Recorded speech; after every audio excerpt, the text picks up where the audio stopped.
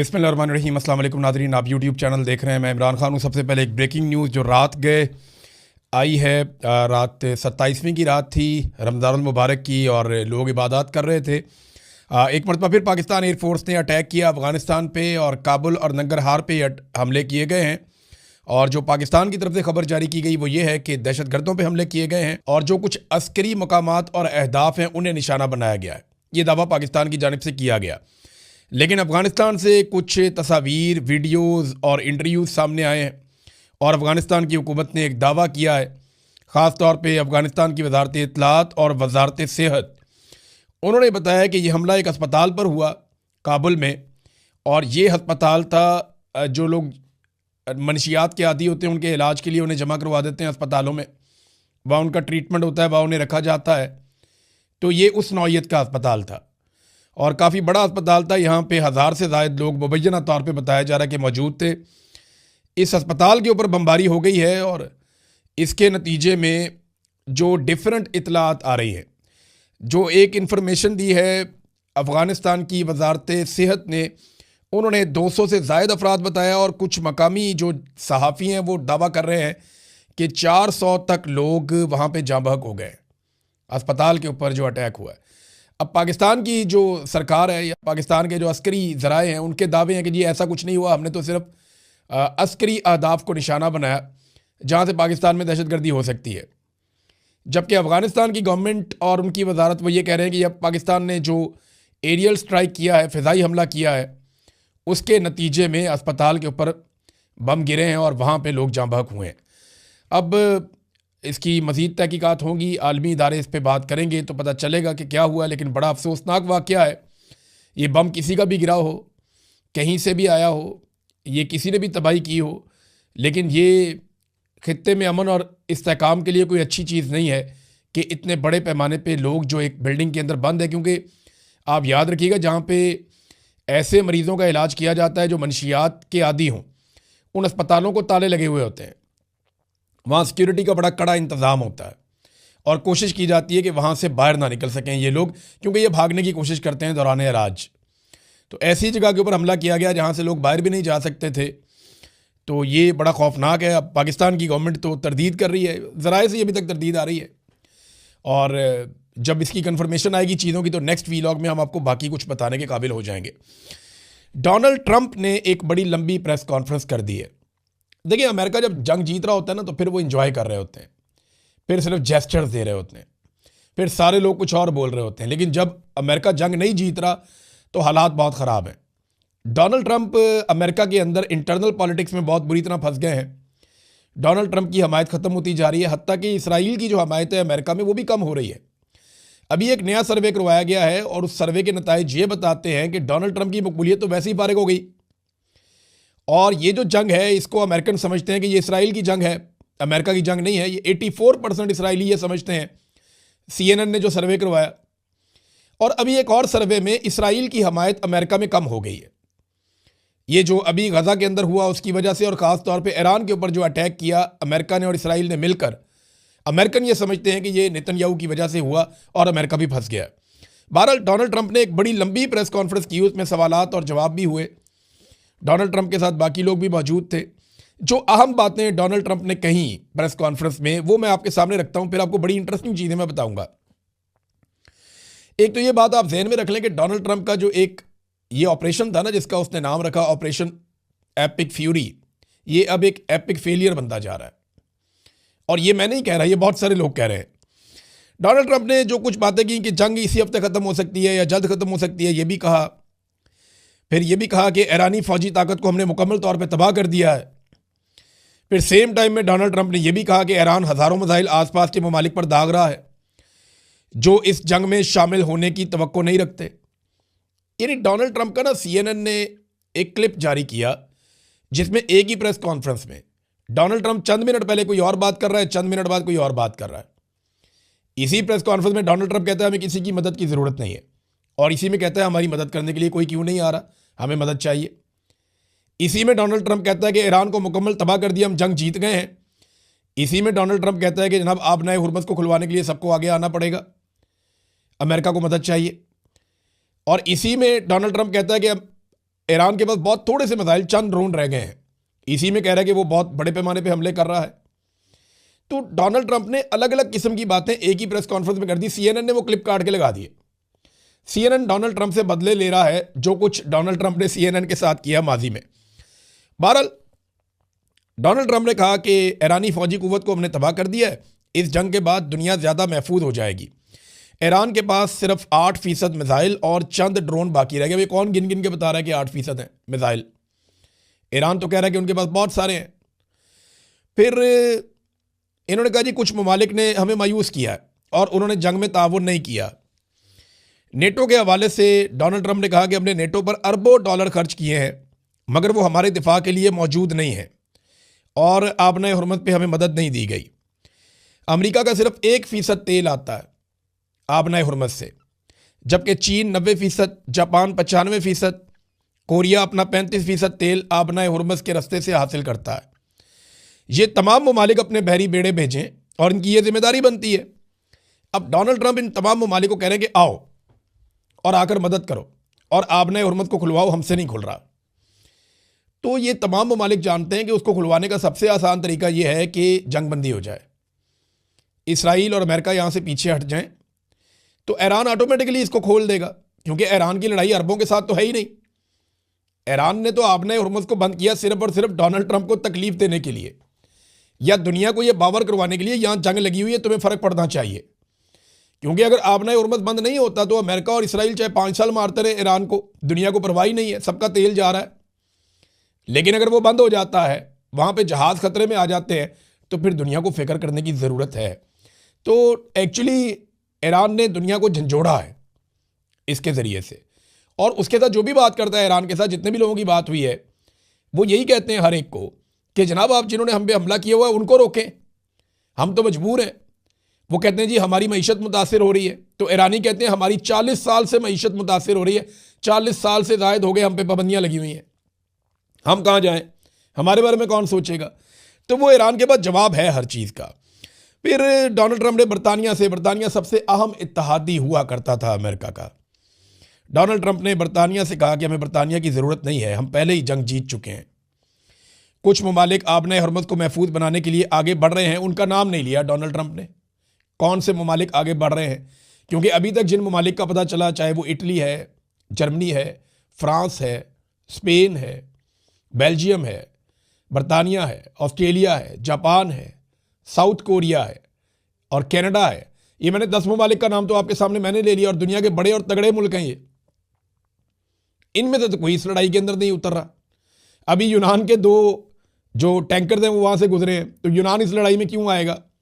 तुर्की भी इस लड़ाई में नहीं आएगा। अरब ममालिक ने बड़ी समझदारी दिखाई, उन्होंने लड़ाई से अपने आप को दूर रखा। और हाँ, मैं आपको वो खबर दे दूँ कि मैंने पिछले वीलॉग में आपसे कहा था ना कि ये दावा किया गया न्यूयॉर्क टाइम की जानिब से और इससे पहले वाशिंगटन पोस्ट की जानिब से कि डोनाल्ड ट्रंप ने जो कुछ भी ईरान के साथ किया, इसके पीछे मोहम्मद बिन सलमान डोनाल्ड ट्रंप से मुबैना तौर पे ये खबरें छापी गई कि वो कह रहे थे कि ये करो। लेकिन एक मरतबा फिर सऊदी अरब से जो सोर्सेज हैं उन्होंने तरदीद की है, उन्होंने कहा जी ऐसा कुछ मोहम्मद बिन सलमान ने नहीं कहा और ये लड़ाई जो है वो हमारे गले ना डाली जाए। तो सऊदी अरब तो बार बार ये कहता है कि हम लड़ाई नहीं लड़ना चाहते ईरान के साथ, हम पुरअमन तरीके से रहना चाहते हैं। एक और चीज़ डोनाल्ड ट्रंप ने जब सवालात पूछे गए तो उन्होंने कहा जी मुझे नहीं पता कि आयतुल्लाह मुश्तबा खामनई जिंदा हैं या नहीं है, लेकिन ये बात बहुत सारे लोग कहते हैं कि वो ज़ख्मी है या माजूर हो चुके हैं। इस किस्म की बातें डोनाल्ड ट्रंप ने की। फिर उन्होंने कहा जी ईरान की सारी क़यादत ख़त्म हो गई है, हम किससे मुज़ाकरात करें हमें मालूम नहीं है। 100 से ज़्यादा बहरी जहाज़ उन्होंने कहा जी हमने तबाह कर दिए हैं, 7,000 अहदाफ को हम निशाना बना चुके हैं। और ये डोनाल्ड ट्रंप ने पहली मरतबा एतराफ़ किया कि जो अहदाफ निशाना बनाए वो मिलिट्री और कमर्शल थे, यानी कमर्शल अहदाफ को भी निशाना बनाया गया। ये डोनाल्ड ट्रंप ने खुद एतराफ़ किया है कि हमने कारोबारी मराकज़ को और कमर्शल तनसीबात को निशाना बनाया है। अब अगर इसके मुकाबले में ईरान ये करता है तो वो बदले में करेगा। तो डोनाल्ड ट्रंप ने खुद इस बात का एतराफ़ कर लिया। नाज़रीन, एक और बड़ी इंपॉर्टेंट चीज़ है, लेकिन डोनाल्ड ट्रंप के स्टेटमेंट के बाद मैं आपको बताता हूँ। डोनाल्ड ट्रंप ने कहा जी कि पीर के दिन हमने 3 ऐसे अहदाफ को निशाना बनाया जहाँ ड्रोन और मिसाइल बनाए जाते हैं। इस जंग में अब कुछ भी बाकी नहीं बचा, यानी अब जंग से निकलना चाहते हैं डोनाल्ड ट्रंप। समंदर में जो बारूदी सुरंगें हैं उसके बारे में उन्होंने कहा जी हमें मालूम नहीं है, लेकिन ये काम करने वाले 30 जहाज़ हमने डबो दिए हैं पानी के अंदर। फिर उन्होंने यूरोप को डराया डोनाल्ड ट्रंप ने कि पुतिन सिर्फ अमेरिका से डरता है, और नेटो सिर्फ अमेरिका है। यूरोप से पुतिन बिल्कुल नहीं डरता। ये बात डोनाल्ड ट्रंप ने की है। अब यूरोप को सोचना पड़ेगा कि वो अमेरिका और रशिया की सर्द जंग के अंदर हमेशा से अपना झुकाव अमेरिका की तरफ रखते रहे। अगर वो रशिया के साथ ताल्लुकात बनाएं और रशिया के साथ एक मुआहदा करेंगे, रशिया इस लिमिट से आगे नहीं आएगा, तो क्या ये एक नए दौर का आगाज़ नहीं हो सकता? इस बारे में यहाँ पे ना एक बेल्जियम के प्राइम मिनिस्टर ने, क्योंकि जब डोनाल्ड ट्रंप की मुखालफत शुरू हुई थी ना, तो सबसे पहले जो स्टेटमेंट दिया था वो बेल्जियम के प्राइम मिनिस्टर ने दिया था। जब स्पेन के प्राइम मिनिस्टर ने बात की, उससे भी पहले बेल्जियम के प्राइम मिनिस्टर ने बात की थी, हमें रूस के साथ ताल्लुकात को मामूल पर लाना और सस्ती तवानाई तक दोबारा रसाई हासिल करना चाहिए। यही अक्लमंदी है। निजी तौर पर यूरोपीय रहनुमा मुझसे मुत्तफिक है, यानी ज़ाती तौर पर बात करते हैं तो यूरोपीय रहनुमा कहते हैं ठीक है बात, लेकिन कोई भी इसे बुलंद आवाज़ में कहने की जरूरत नहीं करता।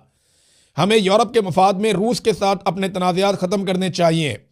बेल्जियम के वज़ीर आज़म बार्ट व्यू का बयान। अब ये देखें ना, अगर तो रशिया के साथ ताल्लुकात यूरोप अपने नॉर्मल कर लेता है तो यूरोप की तो लड़ाई खत्म हो जाएगी। यूरोप की रशिया के अलावा दुनिया में किसी से लड़ाई नहीं है। यूरोप तो फिर अमेरिका से भी धंधा कर सकता है, चीन के साथ भी और रशिया के साथ भी, और एशिया के साथ भी और अफ्रीका के साथ भी। यूरोप की तो मौजें हैं, उनकी तो लड़ाई नहीं किसी के साथ, आपस में वो लड़ते नहीं है। उन्होंने अपना एक इक्वेशन बनाया हुआ है, अपनी यूरोपीय यूनियन बनाई हुई है। लिहाजा अमेरिका और रशिया की सर्द जंग में यूरोप बीच में पिस रहा था। अब यूरोप में ये आइडिया आना शुरू हो गया है, देखते हैं इसका क्या होता है, हम इस पर नज़र रखेंगे। फिर डोनाल्ड ट्रंप ने कहा जी कि हमने ईरान को मुकम्मल तौर पे टिकाने लगा दिया है। अब दीगर ममालिक को चाहिए कि वो आएँ और आबनाए हुर्मुज़ को खुलवाएं। सवाल ये है कि अगर टिकाने लगा दिया है तो फिर आबनाए हुर्मुज़ खुल क्यों नहीं रही? आप बड़े आराम से खुलवा सकते हैं। डोनाल्ड ट्रंप ने एक और बात का एतराफ़ भी किया कि ईरान एक अजीम ताकत है। हम तवक्को नहीं कर रहे थे कि वो मशरिक़ वस्ता में ममालिक पर हमला कर देंगे, उन्होंने हमें हैरान कर दिया। तो डोनाल्ड ट्रंप को ये मानना पड़ा कि वाकई में एक बड़ी ताकत है ईरान, और ईरानियों का जवाब तगड़ा है। अच्छा, इसमें ना एक ईरान ने चैलेंज किया है डोनाल्ड ट्रंप को, मैं लगे हाथों आपको बता दूं। ईरानी गवर्नमेंट ने कहा है कि अगर डोनाल्ड ट्रंप का दावा सच्चा है कि हमारी सारी की सारी बहरिया तबाह हो गई है और उन्होंने सारे जहाज डबो दिए हैं, तो फिर वो हमारे पानियों में आ जाए ना, फिर आबना हुर्मुज़ पे पहुंच जाए अपनी बहरिया लेकर। डोनाल्ड ट्रंप फिर इधर आते क्यों नहीं है? ये उन्होंने चैलेंज किया है। डोनाल्ड ट्रंप के पास इसका कोई जवाब नहीं है। डोनाल्ड ट्रंप बाकी दुनिया को कह रहा है कि मेरे साथ चलो, आबना हुर्मुज़ को खुलवाओ, मैं नहीं वहाँ जाता। अपने बहरी बेड़े उन्होंने बहुत पीछे भिजवा दिए हैं, जबकि यूरोप और बाकी मुल्क ये कह रहे हैं कि अमेरिका का इतना ताकतवर बहरी बेड़ा जो है, इतनी बड़ी बहरिया, वो ये नहीं खुलवा पा रही, तो हम वहाँ जाके क्या करेंगे? फिर उन्होंने कहा जी जापान में हमारे 45,000 फौजी हैं, जनूबी कोरिया में 45,000 फौजी हैं, जर्मनी में हमारे 50,000 फौजी हैं। हम इन मुल्कों का दिफा करते हैं और वो इस जंग में साथ नहीं देना चाहते। ये ममालिक जनाब अमेरिका को अरबों डॉलर देते हैं और अमेरिका के फ़ायदे के लिए बहुत काम करते हैं। जापान की अपनी कोई ऐसी फ़ौज नहीं है। जापान अमेरिका को बहुत पैसा देता है अपने तहफ़्फ़ुज़ के लिए, अपने दिफा के लिए, और बाकी ममालिक भी देते हैं। इसी तरह ये अरबों से तो बेशुमार पैसा लिया है अमेरिका ने, बेशुमार पैसा कमाया अरबों से अमेरिका ने, और वहाँ पे अड्डे भी बनाए। लेकिन जब अरबों के ऊपर मुश्किल वक्त आया तो वो अड्डे अरबों के काम नहीं आए। अब सवाल ये पैदा होता, और अरबों ने खुद देखा अमेरिकन को भागते हुए, अमेरिकन को वहाँ से निकलते हुए। ये अरबों के लिए बहुत हैरान कुन बात थी, और इस बात ने पूरी दुनिया को हिलाकर रख दिया है कि क्या हम अमेरिका पे इन्हिसार कर सकते हैं अपनी हिफाजत के लिए? क्या अमेरिका हमारी हिफाजत करेगा मुश्किल वक्त आने पर? यह सवाल आज पूरी दुनिया के दिमाग में है, और शायद इसीलिए ममालिक अब अपने अपने दिफा के बारे में अलग तरीके से सोच रहे हैं। दुनिया जो है वो करवट ले रही है, ये तब्दीली आएगी, आप देखिएगा 8-10 साल के अंदर बहुत सारी चीज़ें बदल जाएंगी। एक और सवाल उठाया जा रहा है पूरी दुनिया में कि जिस अमेरिका और इसराइल का ये हाल ईरान ने कर दिया है, अगर कहीं इस अमेरिका और इसराइल की लड़ाई रूस के साथ या चाइना के साथ हो गई तो इनका क्या बनेगा?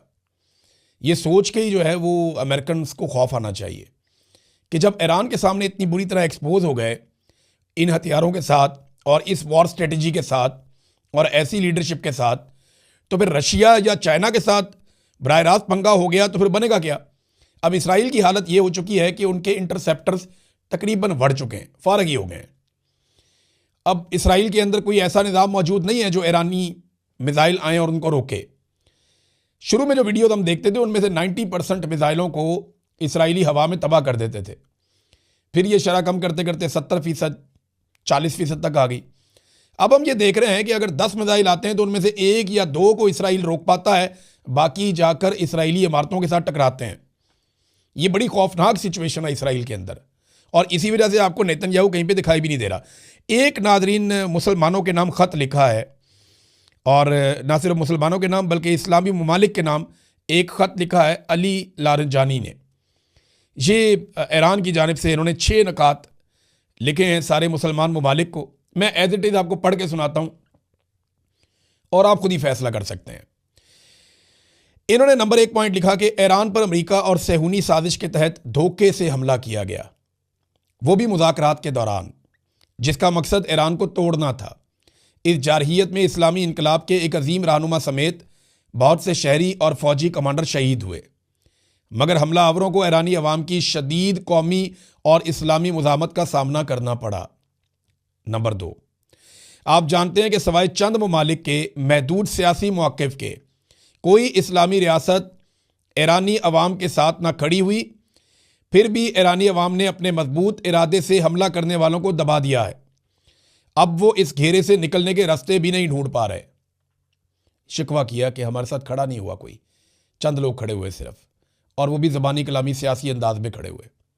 नंबर 3, ईरान बड़े शैतान यानी अमेरिका और छोटे शैतान यानी इसराइल के ख़िलाफ़ मुज़ाहमत का रास्ता जारी रखे हुए है।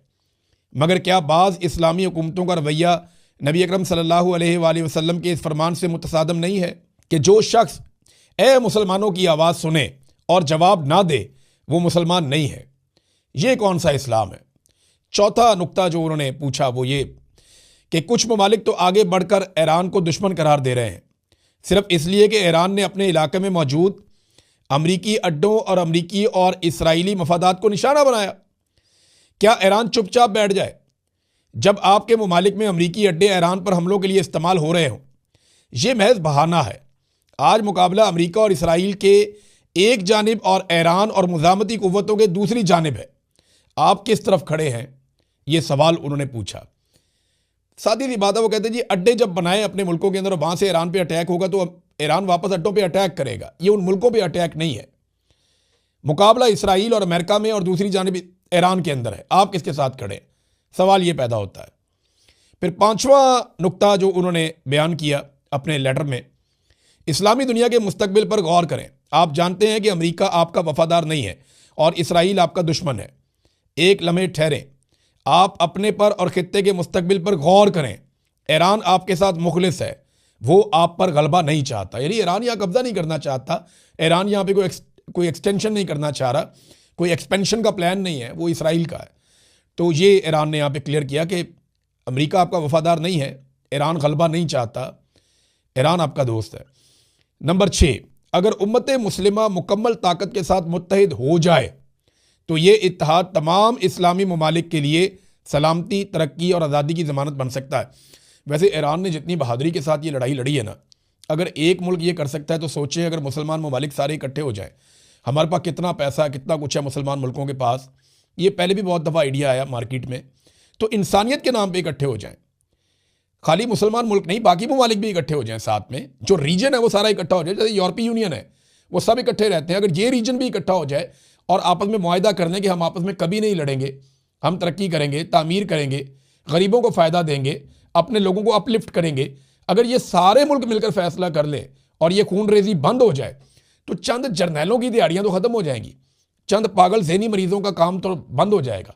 लेकिन इस खित्ते के जो करोड़ों लोग हैं, बहुत बड़ी तादाद में अरबों लोग हैं बल्कि, उन सब का मुस्तकबिल बन जाएगा। नाज़रीन, आखिर में मैं एक तबसरा पढ़ रहा था एक नौजवान का, और उन्होंने बड़ी मज़ेदार चीज़ लिखी। उन्होंने कहा जी कि ईरान इतनी शानदार लड़ाई लड़ रहा है, कौन सा जर्नैल है, किसी का नाम आया सामने, कोई गाना शाना निकाला हो उनके ISPR ने, या उनके जर्नैलों को हीरो बनाया गया हो? नहीं, वो ईरानी कौम को हीरो बना रहे हैं, ईरानी कौम के मुंतखब नुमाइंदों को हीरो बना रहे हैं, अवामी नुमाइंदों को। और वो ईरान की बात करते हैं, ईरानी अवाम की बात करते हैं। वो किसी एक जर्नैल की, किसी एक को हीरो बनाने की बात नहीं करते। तो उनकी सोच के अंदर बड़ी आज़ादी है। वहाँ पे देखें ना, 2 ही लोग सामने आ रहे हैं, दोनों फौजी नहीं हैं, अब्बास अरागची और अली रंजानी, ये दोनों लोग सामने आ रहे हैं। तो ये चीज़ भी हमें सीखनी पड़ेगी ईरान से कि बड़ी से बड़ी लड़ाई भी आप लड़ें तो कौम को खड़े होना होता है। आप इक्का दुक्का को उठा के हीरो नहीं बना सकते। अब तक के लिए इतनी, अपना ख्याल रखिएगा, अपने इस चैनल का भी। अल्लाह हाफ़िज़।